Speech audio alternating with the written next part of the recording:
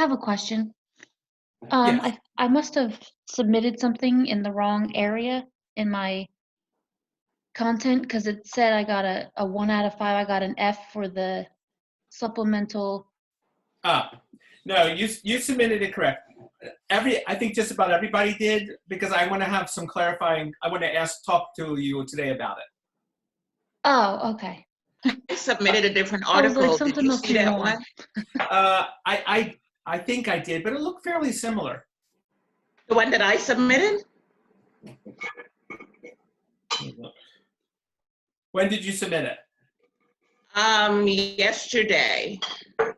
Because I spent all day catching up on everything, and I started with you guys and then progressed to my other classes. So by 8 o'clock last night, I did not start back around again because I was fried. I did like 40 assignments. I'm in a really good position now, except for those people that are super late on everything. So let me just pull it open.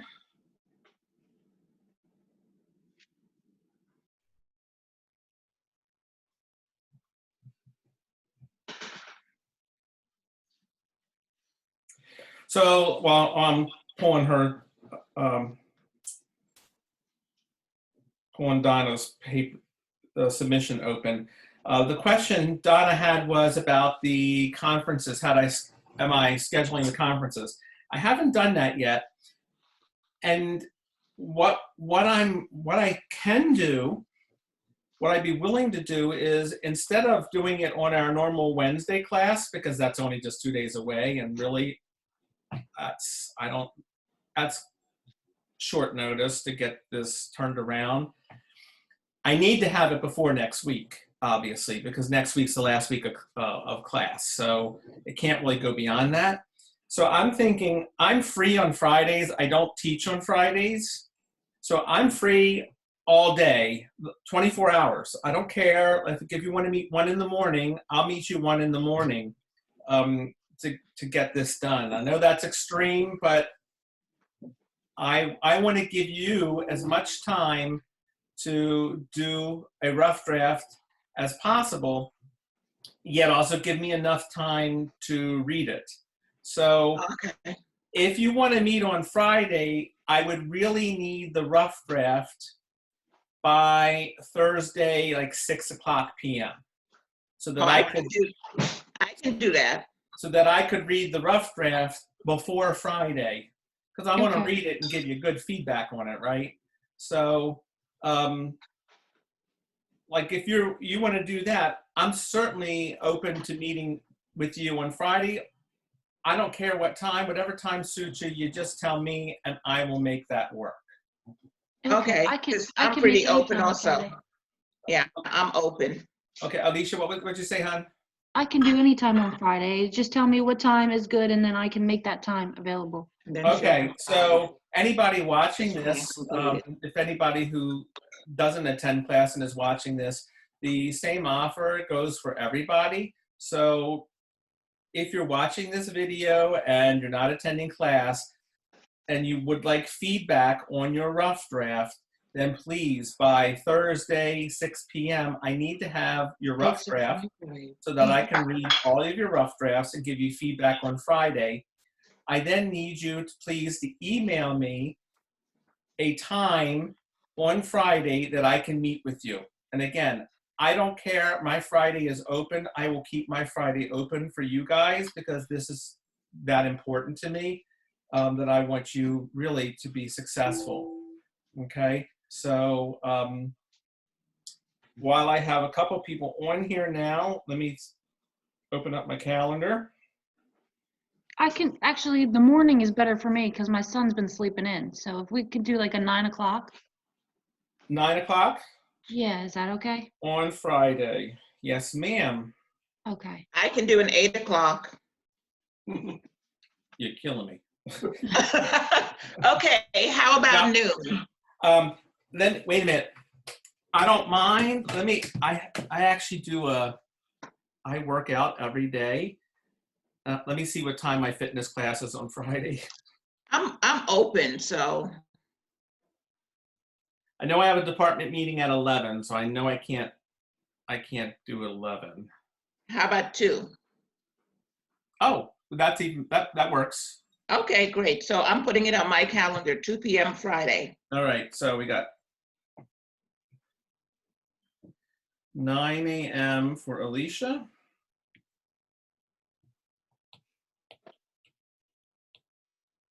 Now, what am I doing? Am I just calling you, or are we doing the Zoom meeting, or Zoom. what? Zoom. Zoom? Okay, That way I can share the document with you and we can walk through everything. cool. Okay. Okay, so I put you at 9 a.m. I have a doctor's appointment at 10, I think. So yeah, that'll be fine. I'm going to do a televisit anyway. All right, so I got you down for 9. Perfect.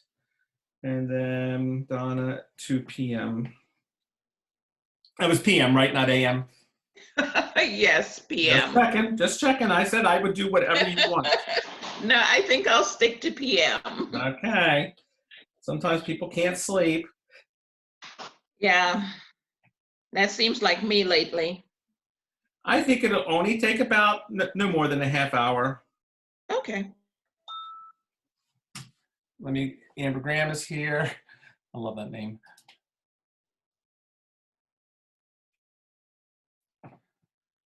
Let me get her loaded up here and then I can get a time for her.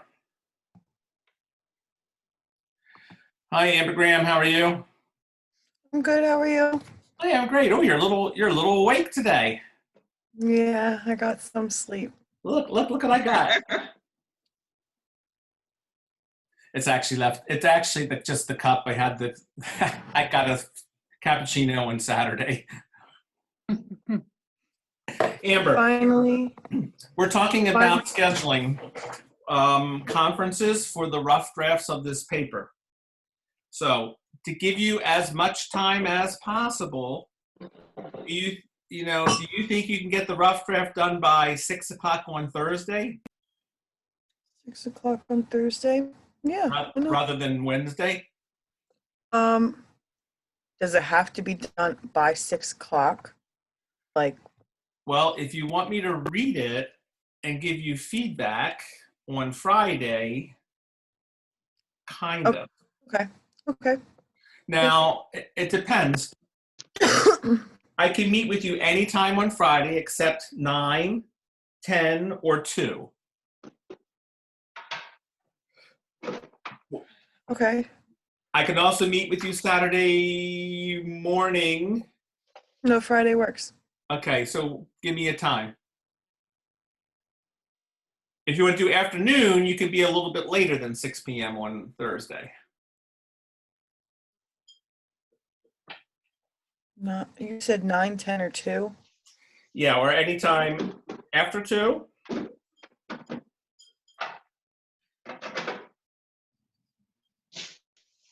It's Friday.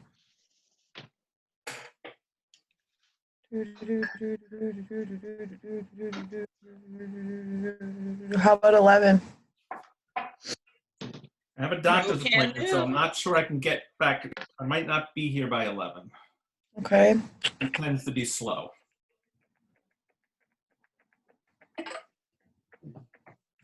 How about 3? 2:33? 3 will work wonderfully. So if you want to take till like 8 or 9 p.m. on Thursday, that still gives me enough time.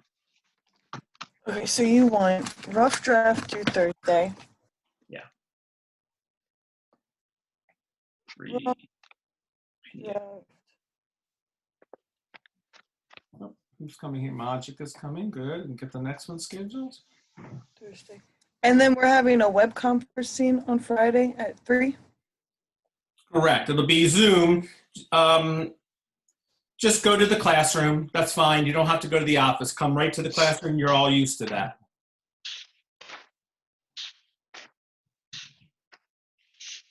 It'll only be about a half hour at the most.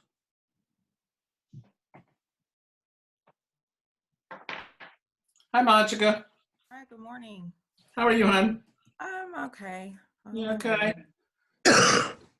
So we're talking right now, I'm scheduling appointments for rough drafts.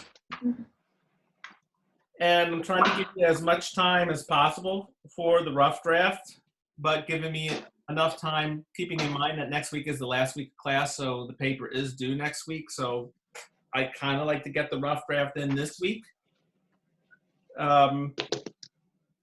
If you don't mind meeting on Friday, 11 o'clock, I have to be back because I have a department meeting. If you don't mind meeting on Friday, then you can really have till at least 6 p.m., maybe a little bit later, depending on the time you want to meet on What are you Friday looking for? for the rough draft conference. Okay, so on Friday, this Friday, right? Yes, I could also do Saturday morning if you want. Oh, yeah, I could do Friday. Okay, Warm ginger ale. so the best times would be like 3:30 or 1:30 or later than 3:30. It could be the evening, I don't care. When'd you ask Johnny to open? It decides. 3:30 Look actually. at- That's fine. 3:30? Decides open. Okay. 3:30. So I'm meeting with Amber at 3. If we happen to run a little bit longer, you'll be like in the waiting room. Just don't leave. Okay. I don't think it will, but I'll put you down 3:30.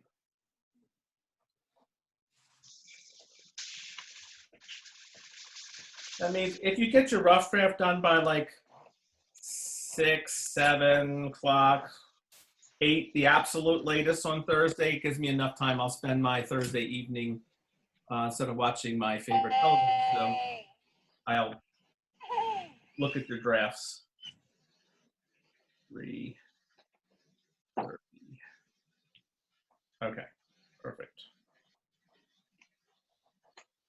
All right, that's done. So again, anybody who's watching this video and not attending, if you would like feedback on the rough draft of your final paper, should you decide to finish the course, then all you need to do is email me a time on Friday.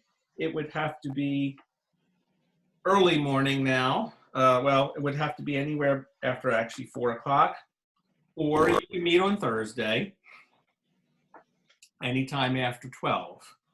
But then I would have to have your rough drafts on Wednesday. So, okay. All right, let me talk a little bit about the extra sources. So a lot of you got 1 point. So the 1 point doesn't really mean anything. The 1 point means I got it. My clarifying question is this. This paper, remember, is an analysis paper and an evaluation. Your sole job is to take those 4 criteria Oh boy. and to evaluate how well the author did. So let me go to my whiteboard here.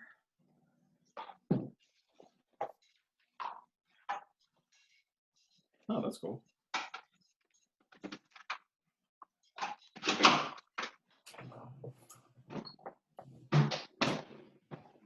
All right, so let's quickly review. What are the 4 topics or the 4 criteria that you are going to use to evaluate this author and his work?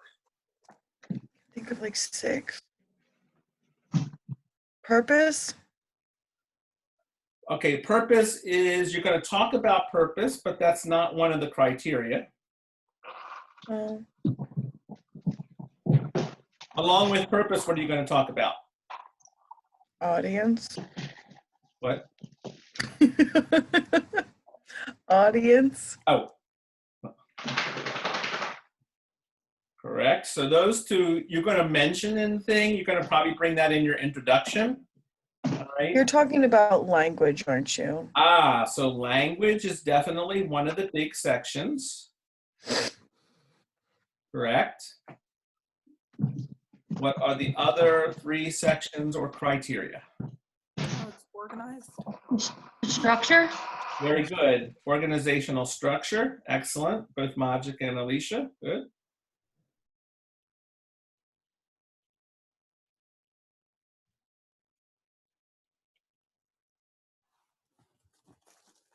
What else was on the planner? Who the audience, oh, you have audience. Evidence. Very good. And these are in no particular order.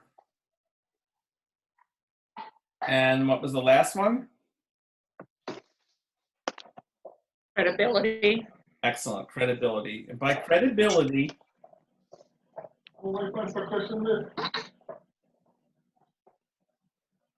we are talking about the qualifications of the author. Okay.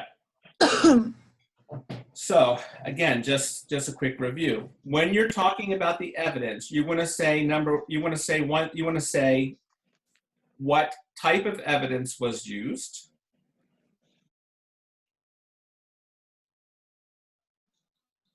You want to give then specific examples to show that.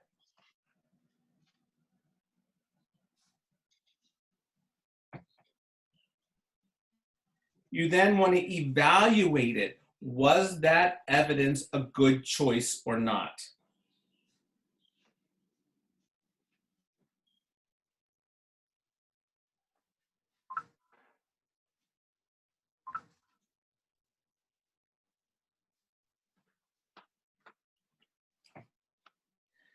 And remember, when talking about evidence, you're going to look at, was it accurate? Was it relevant? Was it complete? And was there sufficient evidence? Was there enough? So there's a lot in this section, okay? Not just simply, oh, this is the evidence that was chosen. Make sure you give specific examples. He uses more than one type of evidence. Make sure then you say, oh, he uses this type of evidence and this type of evidence. Here's an example of this type of evidence.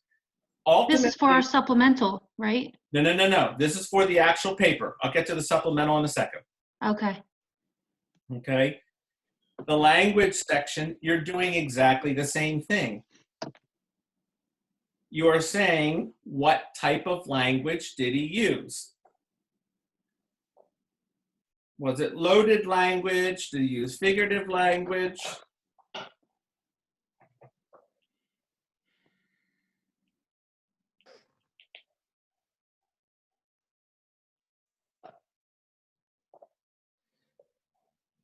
Was this a good choice of language? Was the language choice good?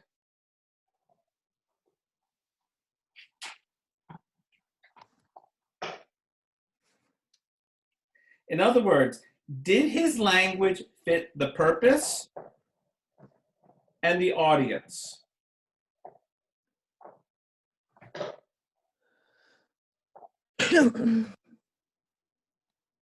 If I'm, for instance, when I'm teaching to you all, I'm going to use different language and different terms than when I teach one of my graduate classes for the University of Phoenix.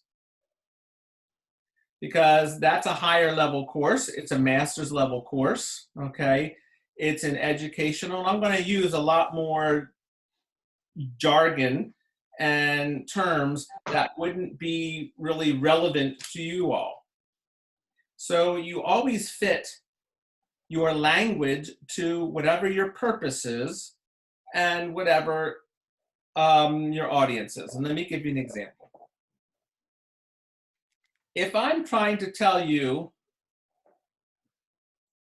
if I'm trying to persuade you, don't put your hand in the burning fire. And I want to persuade you that it's really not a good idea. if I were to say, you know, it's probably not a really good idea if you put your hand anywhere near the fire, it might hurt a little. That language is a little bit too soft, right? It doesn't necessarily fit the purpose of trying to tell a person that, one, it's an emergency, two, don't do it, you know? So that language doesn't fit the purpose. And if it's a kid, it really doesn't fit the purpose. So more often for a kid, you're gonna say, don't put your hand on the fire. You'll get burned, okay? So the choice of language has to fit both the purpose and the audience. And this is what you're gonna do in this. And we kind of looked at some language examples last week. I think unfortunately that was the video that didn't take because we had the power outage, okay? Organizational structure. You're doing the same thing. You're identifying the type. And then you're saying whether or not it was good or bad, effective or ineffective.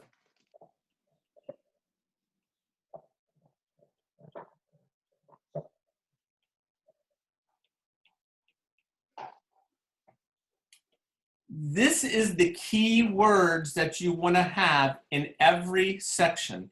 Every time you look at a criteria, you are saying whether or not the author's choice was good or bad. I'm going to break it down. I'm going to give you a simple example in a minute. All right. Lastly, we're talking about credibility. We're talking about the qualifications. Well, number one, you have to say, what are his qualifications? Well, there's not a whole lot. There's a little bit in the article.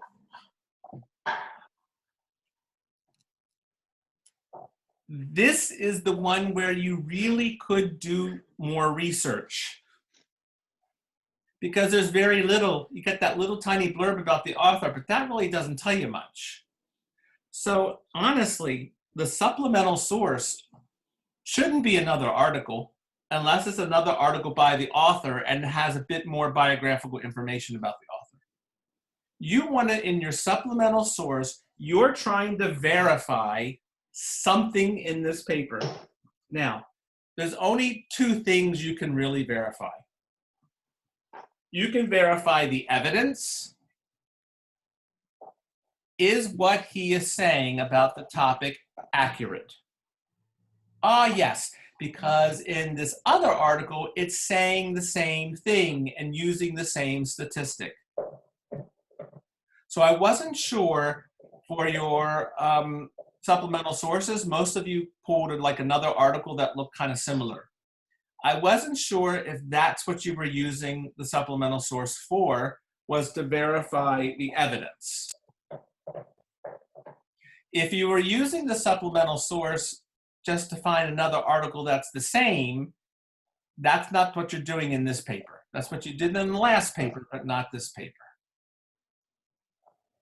So the easiest would be to look up the author, Ross Perlin. I think he has his own website. All right. I think he wrote up another article on this. Can we use that? If it was a different It's article. almost the same. I read that article. So here's the issue. Let's say, now you know my background. I'm education and English. Let's say I wrote an article on biophysics. Now, I'll make it simple. Practical nursing techniques. What are my qualifications? You don't have any. Thank you. Well, I do have them. No, my mom was a nurse, so I'm familiar. I had an operation, so I'm familiar. I know how to put a catheter out. No I know. Hurt. You do. I can only imagine how it is for men, though. But Yeah. The worst part was, well, see, I had my hip replaced. I'm digressing a little bit, but it's a fun story. I had my hip replaced and I woke up and was like, this is great. I haven't had to pee in hours. Like, that never happens. And the nurse said, oh, honey, yes, you have. Look, and she held up my little purse. I'm like, oh, does that mean it's, and she said, yep. I was like, oh, geez. The moment she told me that, all I could think of was that this thing was in my thing. I'm like, oh, God. And it didn't hurt until she told me that. So, and I had a spinal, so when it wore off, I could feel it. So finally, she said, well, we can take it out at like 2 a.m. if you want. That's the earliest we can do it. I said, okay, that's fine. You know, come, wake me up. I don't care. Take it out at 2 o'clock. So they came in at 2, and she looked at me and she said, okay, now, would you like this pulled out slowly or fast? Fast. As you And I Every fucking time. Is it going to hurt? And she said, yeah, it's going to sting. I'm like, well, then don't do it slow. Like, yank that sucker out as fast as you can. And she's like, oh, okay. And then her words were, now, if you don't urinate within the next hour or 2 hours, we have to put it back in. I'm like, that thing is not going back in me unless you give me a full spinal again. I can't imagine. I just can't imagine. So, needless to say, I did pee within that time limit, just so I wouldn't have to have that sucker back in. Okay. Nice. So the story goes back to, I'm not qualified. What if I wrote another article on nursing techniques? So someone said, well, I found another article from the author. If I wrote a second article on nursing techniques, does it make me any more qualified? Nope. No. So it's not necessarily how many articles the guy wrote. It is on what is his education, what is his background, what is his training, okay? Now, the other article might have more of a blurb about him. So then, yeah, that could be used. I personally would just look up him on the website, on his own website. You have to be a little bit careful because it is his own website, so it is biased. Of course, he's going to make himself sound good. You know, remember anybody? Do we need to cite where we got his bio from? Yes, so this would be your supplemental source. Okay. This would serve as your supplemental source. So we'll just submit another one then? Yeah, so yes. So what I wanted to do, that's why I wasn't sure how you were using it. So I wanted to make sure, because I thought there was some misunderstanding, and I wanted to make sure I clarified that. Yes, just submit another one. So we can, heck, let's do it together. I don't want to lose my whiteboard though. Let me see.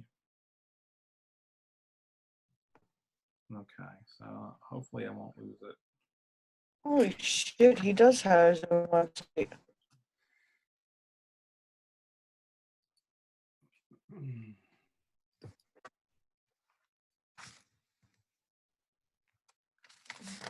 Okay. So I'm gonna Go sit on the toilet.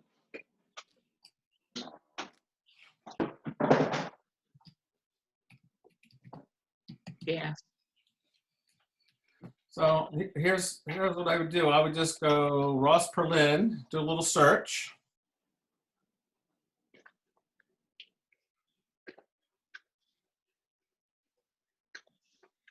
And again, if you're not in class and you're watching this is exactly what you should be doing. Okay. Ah, look at that. rossperlin.com. Well, we also have some information here. I wouldn't use the information that you see on the right here because you can't cite it. Okay. However, if you do go to rossperlin.com, you can cite this.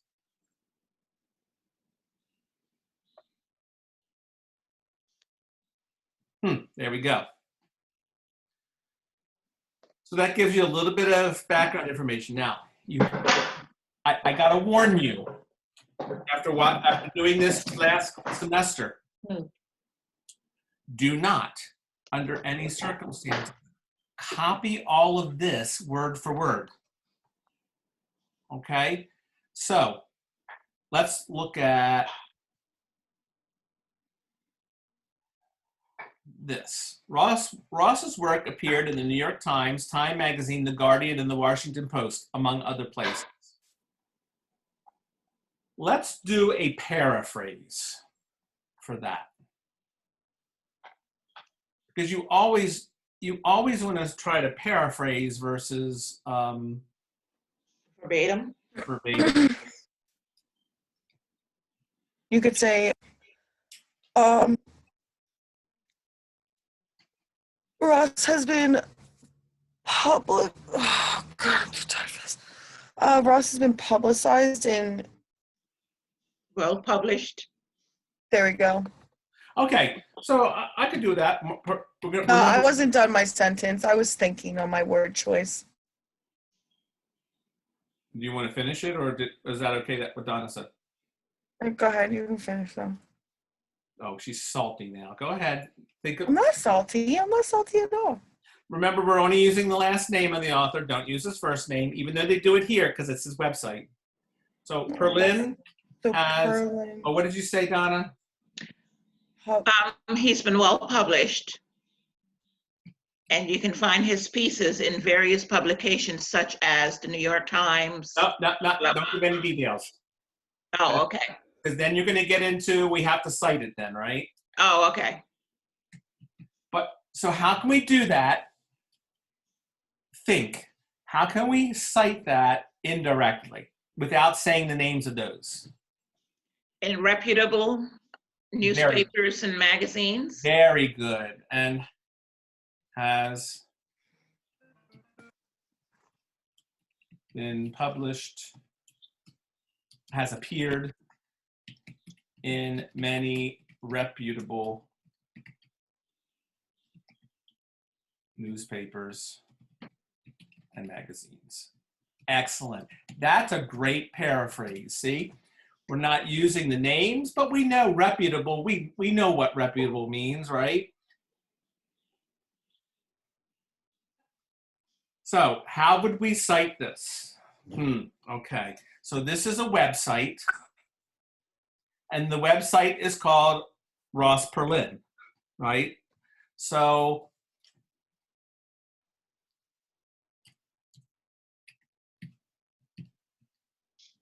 we use the title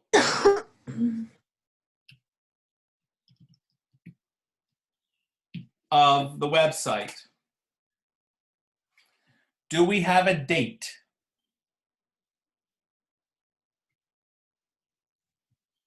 (2011) Okay, let me stop that. Where do you see 2011? Sorry, no, that's something specific they were talking about. Okay.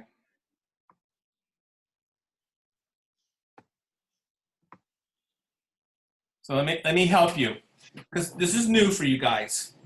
So when you're dealing with web pages, usually if you scroll to the bottom, you're going to see something that looks like that. It says last updated the 15th of April, 2016. Now, sometimes you see the word updated. Sometimes you see the word reviewed. If it says updated, that means they've made changes to it. So that's the date you want to use. So Ross Perlin, so I have to go back to the top here. Jesus. So here we go.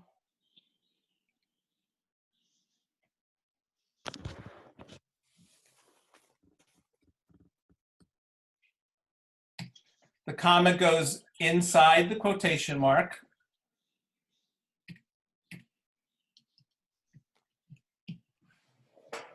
And that's what your citation would look like. Ross Perlin, 2016.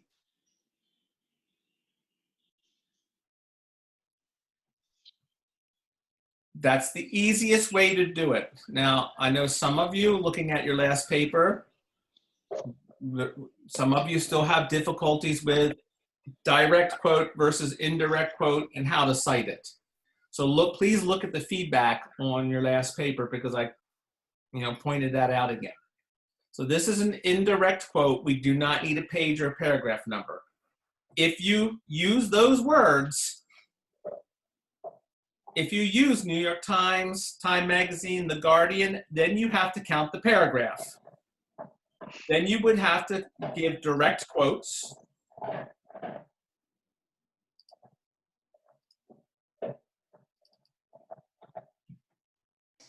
I'm going to just put in Washington Post.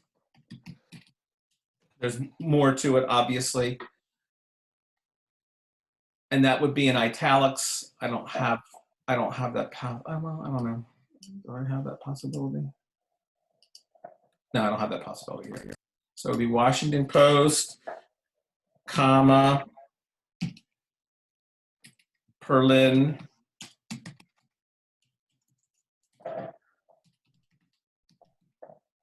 (2016), PARA. What paragraph is it? Jim. Correct.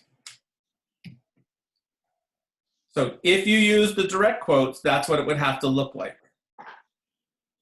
You're much better, and it's more difficult to paraphrase because it's more critical thinking, but you're better if you paraphrase. You don't need all of that information, guys. You just need some of it to show you're just proving, is he qualified or not? All right, so you don't need to copy this whole little blurb, this whole article here. You just need to give me enough information that shows he's credible. Does that make sense? Yeah. All right, so he does, look, he's got a bachelor's, he's got a master's in philosophy, and he's got a master of arts. So, I mean, he has a PhD. He's not an idiot. All right, he's well educated, you could say. Okay, he's written on the topic several times. So he's educated, he's written on the topic, he's been published in reputable magazines. Ultimately, I think we would have to agree that he's credible. Okay. So for the supplemental source, we're basically just gonna resend it, and like the information you just typed, is that what you're saying? All you have to do is send it to me on the thing that says rossperlin.com.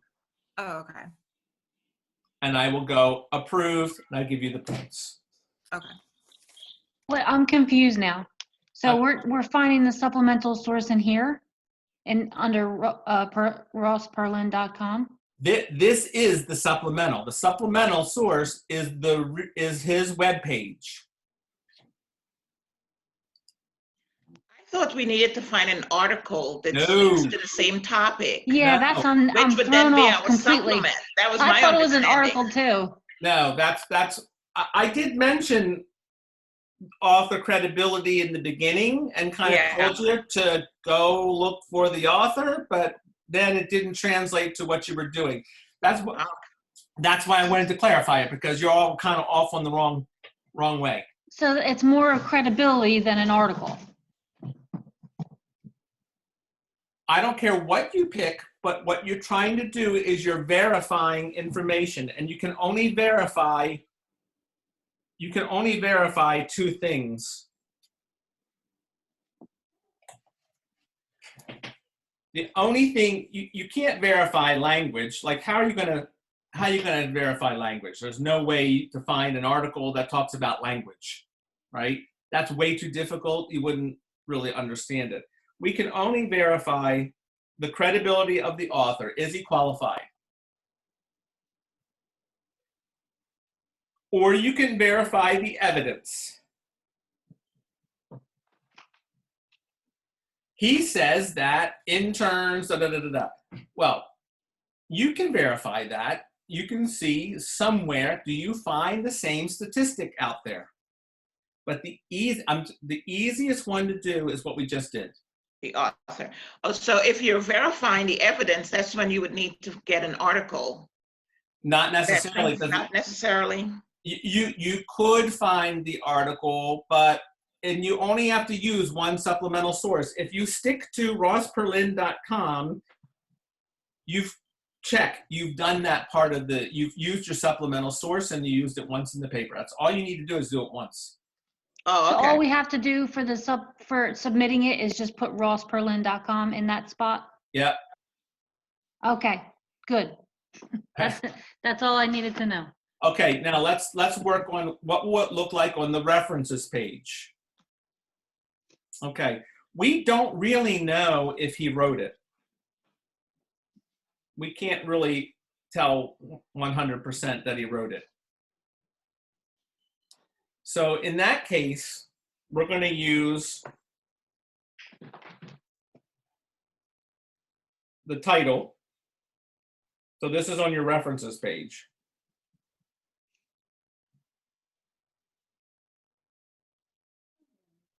Oh, sorry.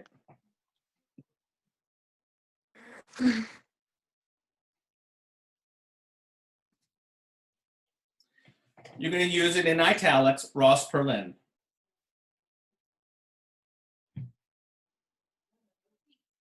Okay. Then we need the date. And what did we say the date was? 2016. 2016, August, I think.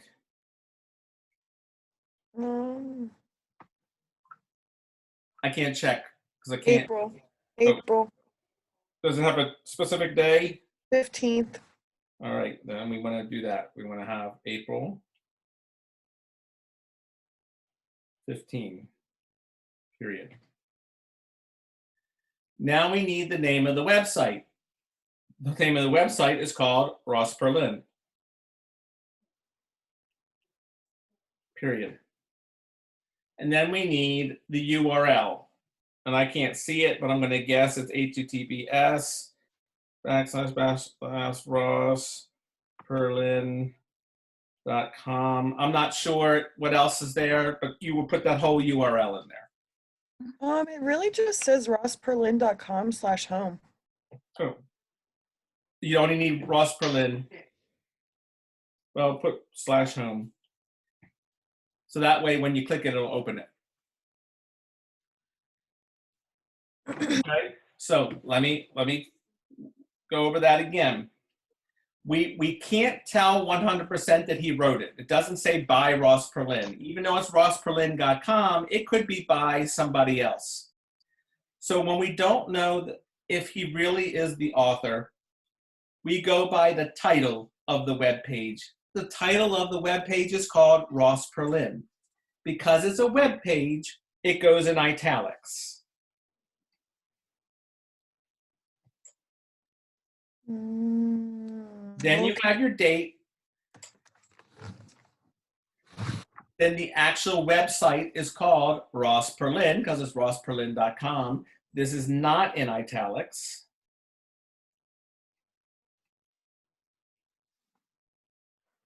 And then you have your URL.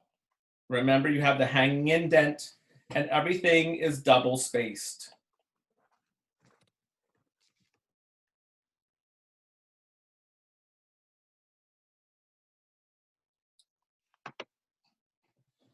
All right, here's a kind of a trick question.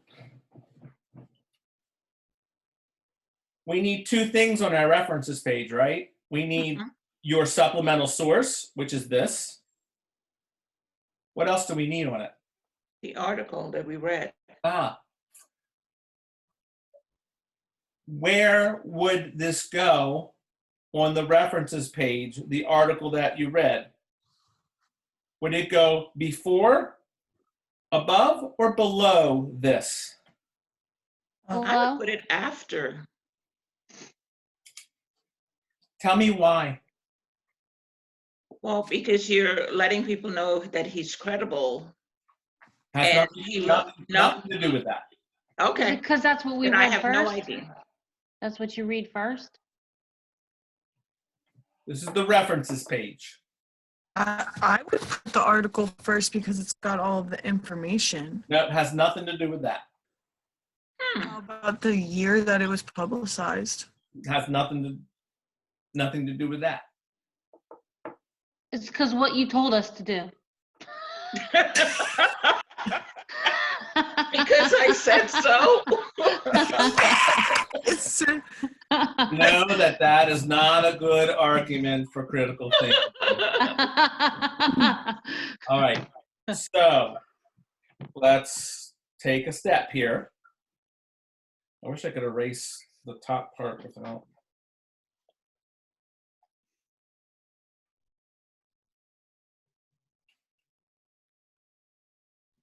When things come on the references page, how do you decide what comes first, second, third, fourth, etc.? I said that. order. I said put it on the bottom because it's what you read first. Wrong. It's usually alphabetized. Ah, Yeah. thank you. Thank you. Oh, Alphabetical order.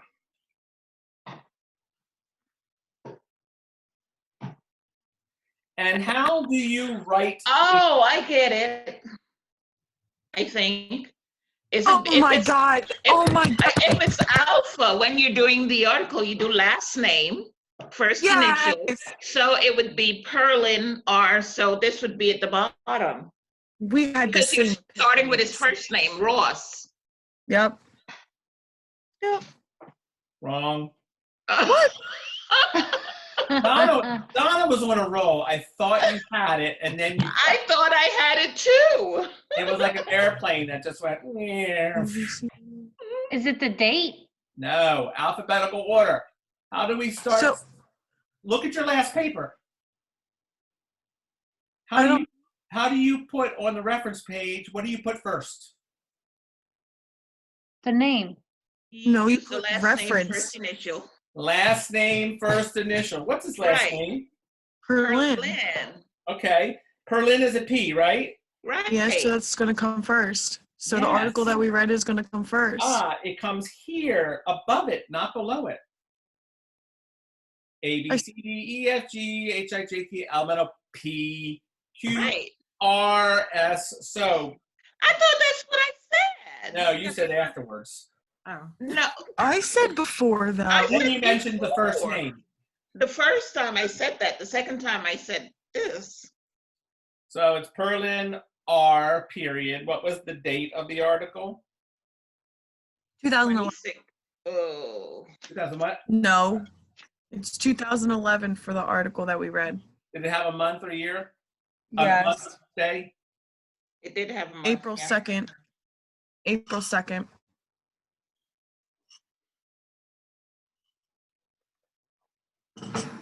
And the title is called? Unpaid interns, Complicit colleges. complicit colleges.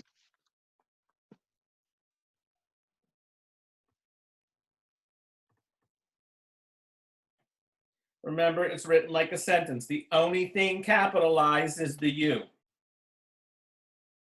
Is there a colon in there? Yes. Oh, No, I'm sorry. comma. Comma. Oh, Under comma. after interns. No, that's good then. Yes. You don't have to do anything. Commas don't matter. Okay. What comes next? Period. And then? The New York Times italicized. Very good. Very good. And then lastly, URL. URL. URL. So you have to look it up. I think it's at the very bottom. Yeah. Correct. Very good. All double spaced, of course. So this comes first, and then Ross Perlin, the website, comes second. Because you go by the title, and the title happens to begin with his first name. Because here, it's the title, it's not the author.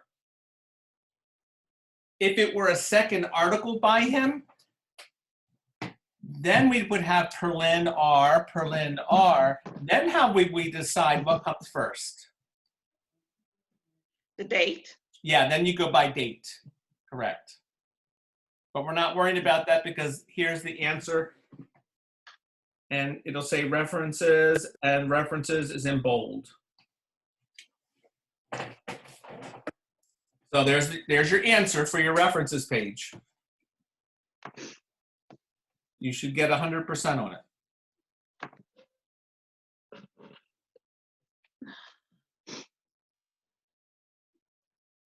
I have to remember to double space. Yes. Me too, don't worry. It just looks so much better single space. It does, doesn't it? No. No.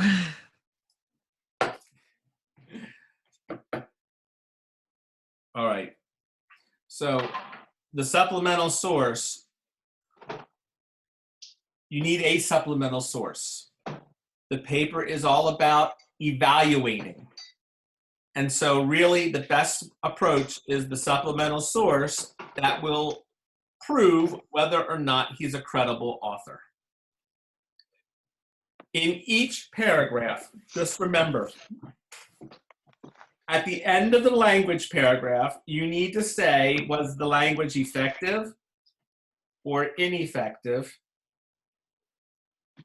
and why? When you talk about credibility, is he credible? Not credible. When you're talking about the evidence, was the evidence effective or ineffective? This really should be like the last sentence of that paragraph. Okay, so after you say Ross Perlin is an educated man, he has a PhD, he's written for many publications, he's written a lot on the same topic. He is a credible author. Okay, I mean, we're going to write a little bit more to that, but ultimately, each one you have to say. So let me try to give you one more simplistic example of how to do this, so that.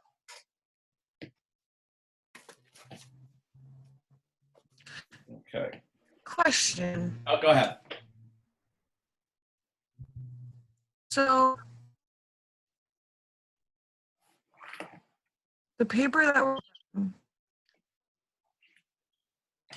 is it going to have any similarities of our old paper? Like, are we going to bring in, like, I understand we're bringing in language, the credibility, evidence, and all that. And I understand that there's got to be like a paragraph on each of them. But is there still going to be 3 body paragraphs that we normally write about how our evidence supports our thesis? Or is this more or less going to be our thesis and we're proving how all those 4 things within that article? Yes, that second. Let me give you, I'm going to break it down for you, and then we'll apply it. Then we'll look at the thesis statement again, okay?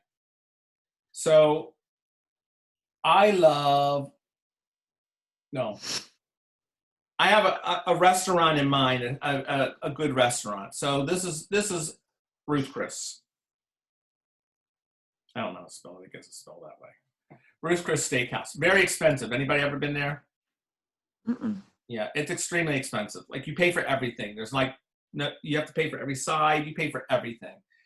All right. It's good. You know, it's good, but you're paying for it. And sometimes you think, I wonder if like it was really worth the money in the end, right? All right. So when we go to a really good restaurant, what do you usually start off with? A drink, Okay, possibly a drink. an appetizer, Then we have appetizer.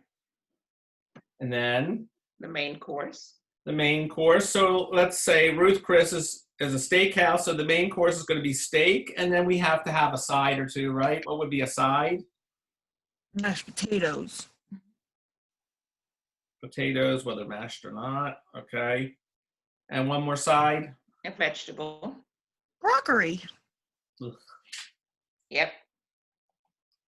I actually like broccoli, but okay. All right. My son loves bread. Before the meal is served, before your appetizer is served, what is there I drink. besides the drink? You guys are all worked up about your drinks. I'm thirsty. What do they usually serve with butter?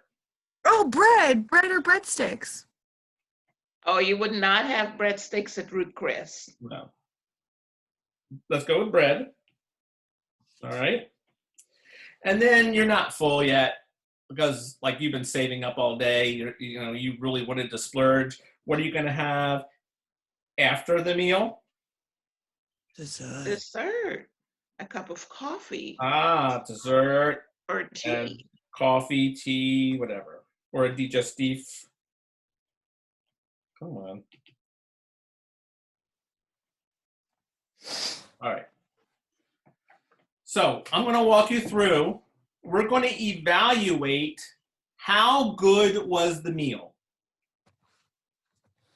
All right. You're evaluating how good was the article. Your article is the same thing as the meal. Okay. You have criteria. Your criteria is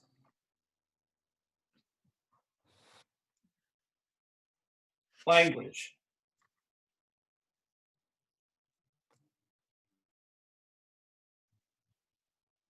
credibility,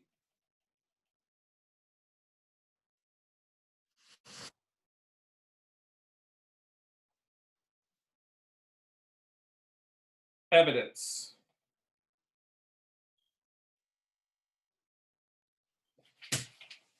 lots of evidence,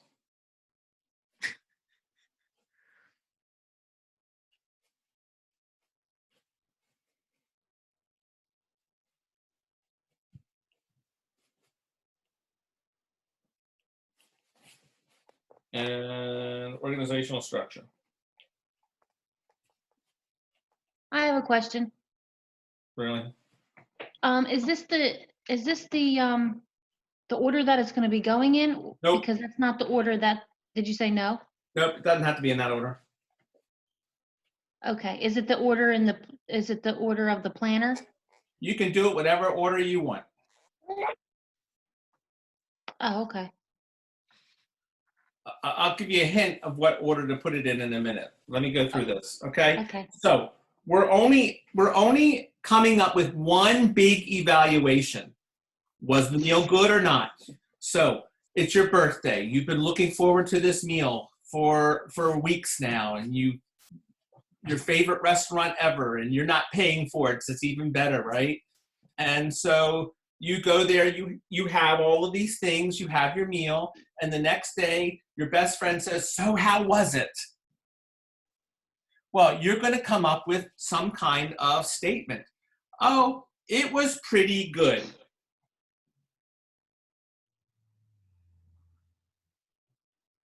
Your thesis statement is going to be, it was pretty good. Your thesis statement for the article would be, overall, the author was effective in delivering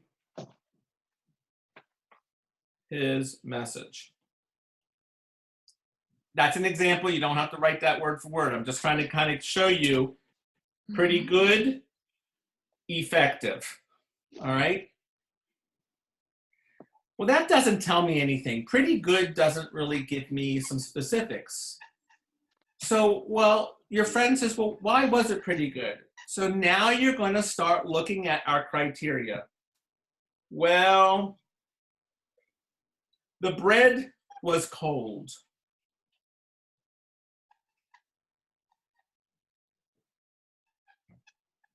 That's a negative. Yeah. We're looking at language. You're going to then talk about, well, the language was loaded.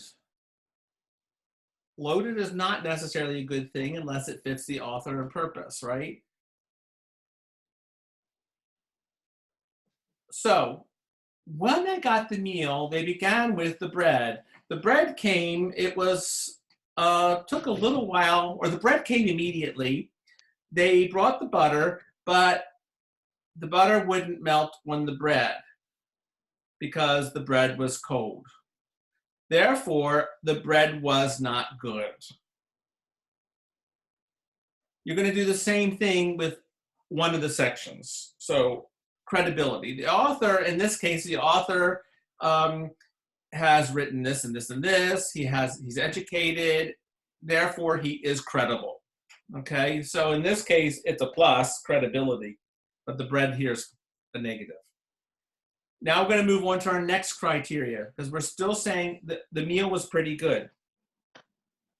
The appetizer was absolutely delicious.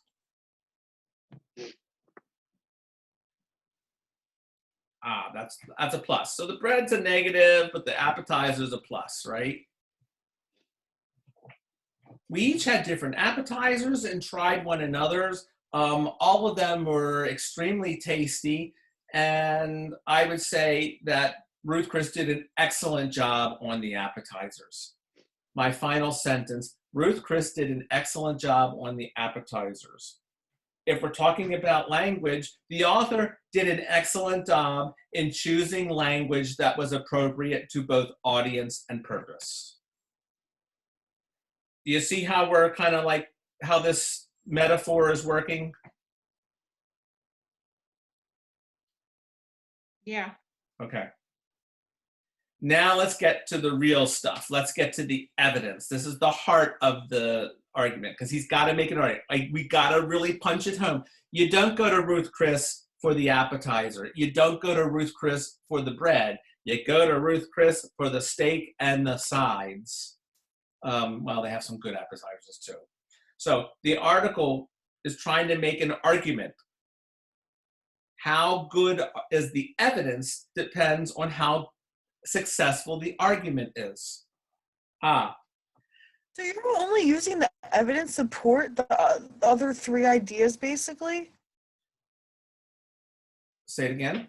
Because evidence itself, are we really only using the evidence from the article to support the other three ideas, basically? Like, normally we would write our paper and it would be our introduction and it'd be like a short summary and our thesis.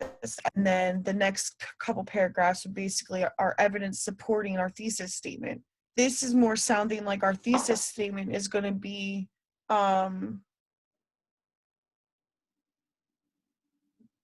like about these four topics that tie into the like how it ties into the evidence. No. And then we're going to write our evidence is one of the four things that you're going to bring in your thesis. You're only evaluating how good of a job the author did. And he did a good job with the language. He did a crappy job with evidence. He is credible. However, the organization and the organizational structure was good. Your ultimate goal, again, is to say, how good of a job did the author do? And you're looking at four things. Yeah, that's what I'm saying. But you're not using the evidence to prove anything else. You're looking at the evidence to say, does it help his argument? Okay. If he chose crappy evidence that doesn't help his argument, then you have to say that. All right. So we're going to go back to the steak. The steak was a little bit dry. The potato was great. The broccoli was a bit overcooked. The dessert was excellent. Oh, no. Okay. So we have we're judging the meal as a whole. We're judging the author and the article as a whole. All right. So now we need a thesis statement.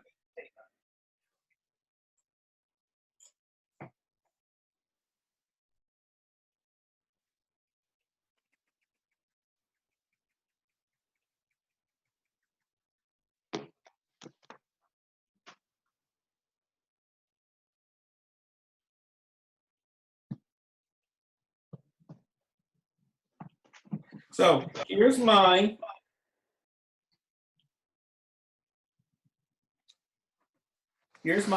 my overall evaluation. You got to do that in your thesis statement.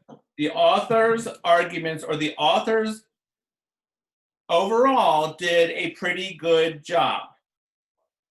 Just don't use pretty good. That's a little primitive. Okay. That's your claim. This is your claim. Good or bad, effective or ineffective. That's only part of your thesis. Now we got to know the why. I need to know, how are you going to prove to me in the paper that Ruth Chris's meal was pretty good? Pretty good is not excellent. Pretty good is not bad. Pretty good is pretty good, right? So now we're going to bring in our criteria. The meal at Ruth Chris was overall pretty good. The bread, while the appetizers and desserts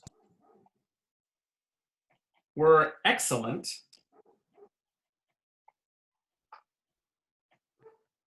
the bread was cold and the steak,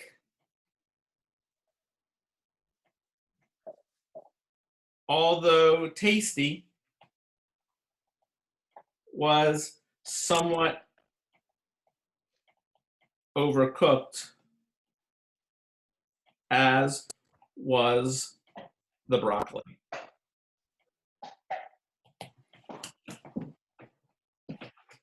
Our criteria for Ruth Chris of whether or not it's a good restaurant, whether or not the meal was good, was we looked at bread, we looked at steak, we looked at broccoli, and we looked at the desserts and the appetizers.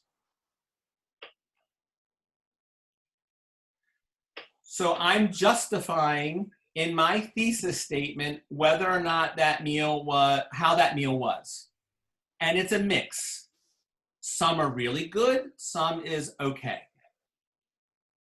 You're doing the same thing in your thesis for this article. Now I'm going to make up one. I don't know, don't write this, write it down as an example, but don't use that as yours because you have to come up with your own.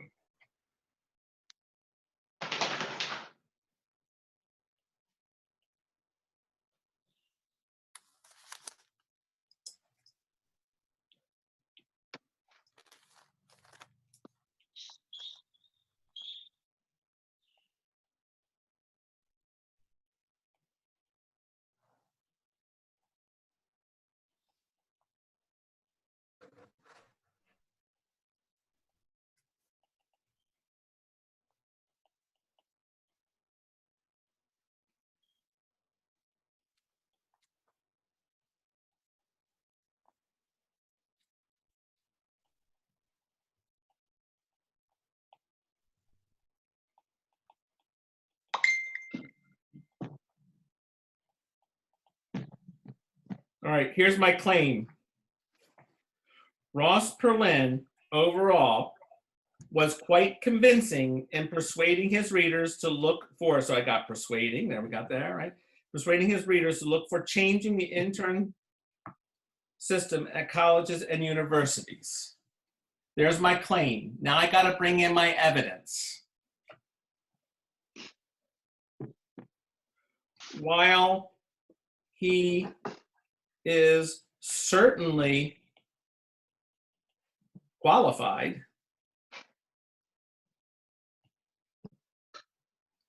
and chose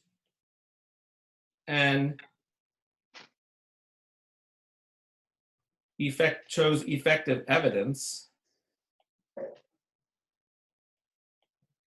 his choice of language and organizational structure could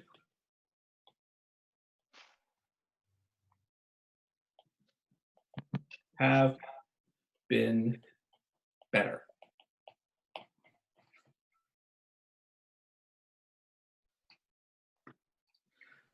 My goal is to evaluate his success as a writer. I can only evaluate his success as a writer by looking at four criteria.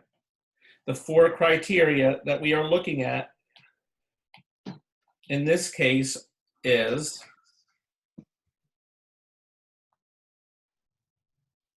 credibility, which is qualifications, evidence, language, and organizational structure.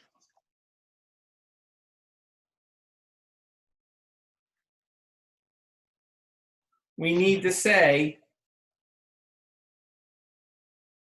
overall, was it good or bad? But each thing you're going to evaluate differently.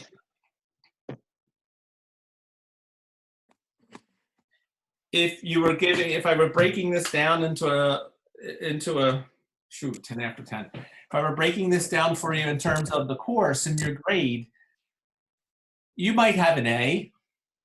Does that mean you have an A on everything? No, right? So if I said excellent work, your summary response paper was excellent. The critical response paper, however, could have been somewhat better. You did a wonderful job on the skills assessments, and you did excellent work on the quiz.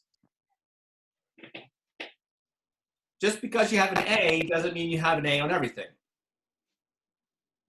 He might be effective. Overall, you might think he did a good job, but you might find that something is not good. And then you need to write about that. So in your paper, using my example here on the board, what would be the first thing I have to address based on this thesis? Brad? Okay, well, look at this. What's the first? Sorry.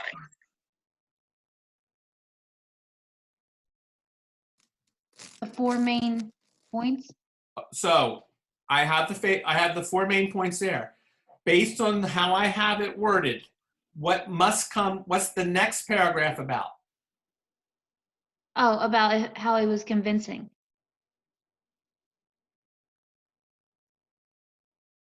Which of the four criteria do I have to do first? Credible? But the, Yes, credibility, because this is number one. So my second body paragraph is all going to be about credibility. What's my next body paragraph going to be about? Evidence? Correct. See, we're going in the order in which I have it in the thesis statement. The next one would be language. And lastly, it would be organizational structure. That's my example. That's not your example. It all depends on how you word it in your thesis. Okay. You might word it differently. You might say, his evidence was terrible, yet he is credible, uses great language, and then you would begin with evidence. So here's the little trick. Your weakest point, the one that you don't have as much information, that you can't really say a whole lot about, you want to make your weakest point number 3.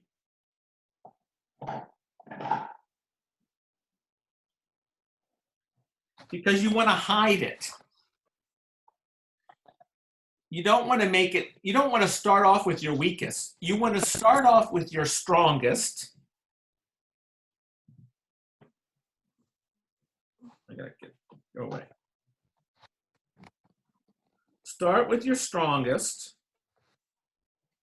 Go to your next. Then go to your and then end with your second strongest. So first strongest here, second strongest is last.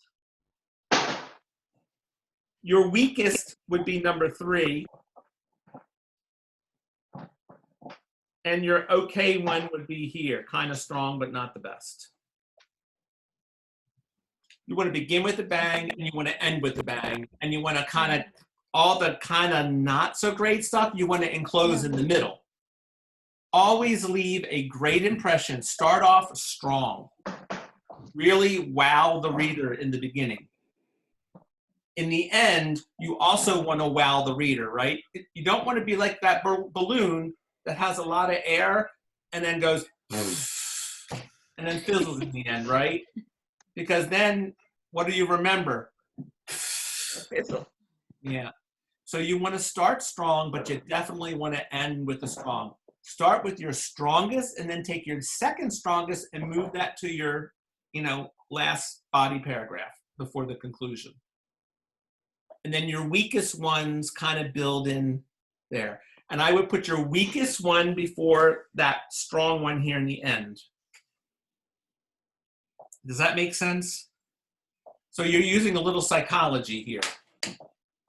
Wow me in the beginning, then kind of fizzle out like the balloon, but then come back at the end again, have that last kind of push. And then you have your conclusion. So we have 6 paragraphs. We have an introductory paragraph.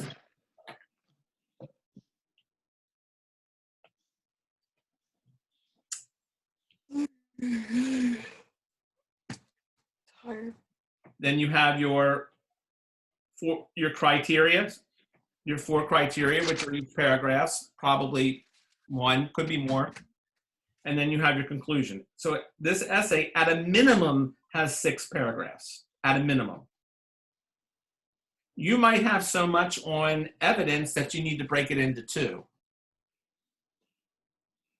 Right? You can only see that. When you start writing it, you'll see which one you have. But remember, start with your strongest, end with your next strongest, and then the 2 kind of weaker ones in the middle with like the weakest in that position, number 3.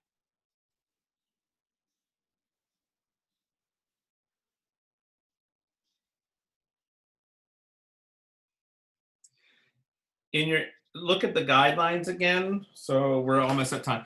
Look at the guidelines again, but in your introductory paragraph, please try to begin maybe with an attention getter.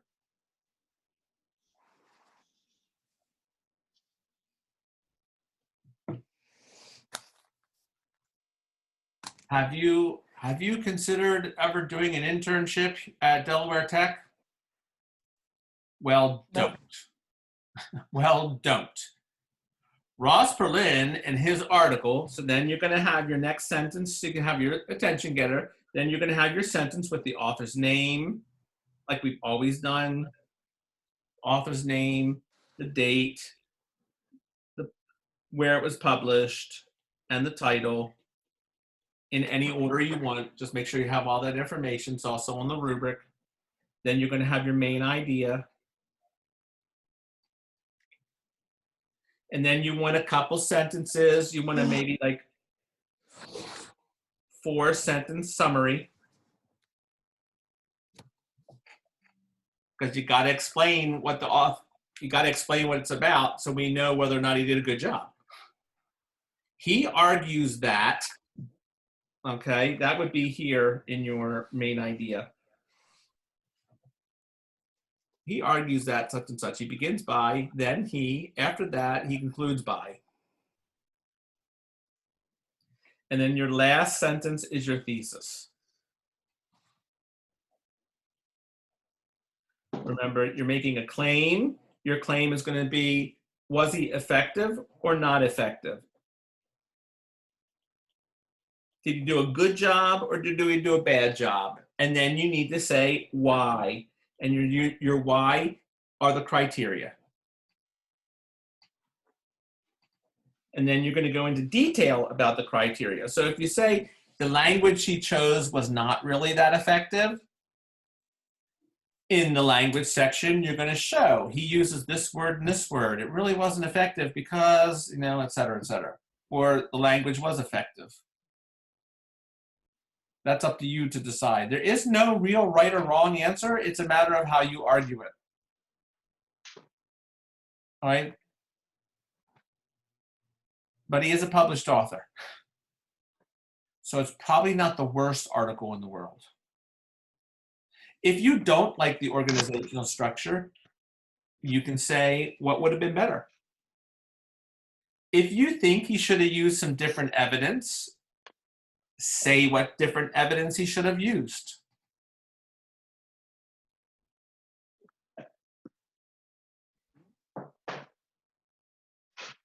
And if you don't like the language, well, what language would have been more effective? But ultimately, with the language thing, always kind of tie it. Does the language fit the purpose and the audience? From vocabulary, maybe he chose way too hard words for his audience. Depends on who his audience is.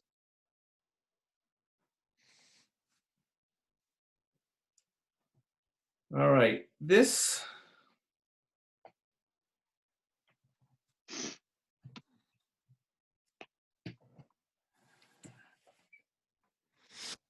so I really wanted to cover in this class, set you all straight about what your supplemental source should look like. If you haven't turned in the planner, please try to work on that planner and get that into me as soon as possible. And then really start working on your rough draft. The rough draft does not have to be done until Thursday. Our conferences are on Friday.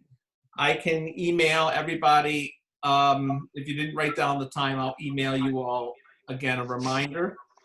The conferences, we are meeting via Zoom and meeting on the classroom link. If you're watching this and you want to set up a conference, you need to email me that you are interested in a conference for your final paper, and then we'll have to find a time and date. The one thing I haven't covered, I gotta cover next class, is the minimum information from chapter 7. Because, one, it could be useful on the paper. I do have a checklist. I just got to find it. So I have to log into my desktop at Delaware Tech. But to do that, I have to download a new program because my old one doesn't work anymore. I need to get something that's either on my desktop or it's in a folder somewhere on my computer at work. It's a checklist. It'll tell you what all you need to have in this paper, and it gives you the page numbers. So if you're talking about worldview, because you can bring in worldview, you're bringing in bias, you're bringing in all that information. Don't forget that. Plus these criteria. The bulk of the paper is the criteria, but you do want to talk about bias. You do want to talk about audience. You do want to talk about purpose. In the language section, I probably would talk about tone, connotation, loaded language, etc. This is the summative of this entire semester to look at all these different concepts. And I do have a handout for you. I just don't have it here. I have to find it and upload it. So Wednesday, I'll love to, if you have questions again, I'll answer your questions. But Wednesday, I do want to cover the basics of chapter 7 because we do have a quiz that's due by the end of next week as well. So it's on 5, 6, and 7.